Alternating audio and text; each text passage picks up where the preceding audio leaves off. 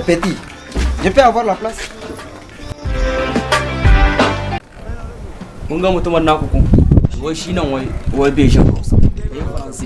Kullun yazo wai kullun aye ya sha ya shi. Eh petit, parlez-vous de quoi? Non, pas grand chose. Kun shi dan jaraba ku. Il n'a pas comme d'hab mon petit. Oui, c'est la deuxième pause. Dans mon ciment. C'est bon hein? Oui. Kuma bai ba da koyo. Oui, ça va. Za ku gani yanzu zai tashi ta. Sai ya ba mu.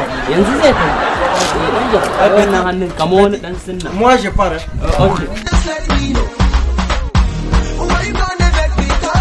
Je suis revenu. Ok, donne-moi. Non, c'est pas fini. Ayo ba yau ta zan yi ko bai kare. C'est pas fini. Non, c'est pas fini. Ça reste. Vraiment, je suis pressé hein. Kai, ko kalla da kanshi zai dauka. Ni me kake karanta kai? Wallahi Arab. Me dan mana mushi wannan. January. To, Arab ke kuma January. Itinin. Itinin. January. Wala shayi. Ga mutumin karama. Frérot, oui. Comme on est habitué. Oui. Ne vous inquiétez pas. Wa kun san wani abu ne ga wannan shayin kun san me yasa babban Ça c'est vraiment fort hein. yau za mu guba na sai shaya mutu. Mi kasa? Ya kashe ni.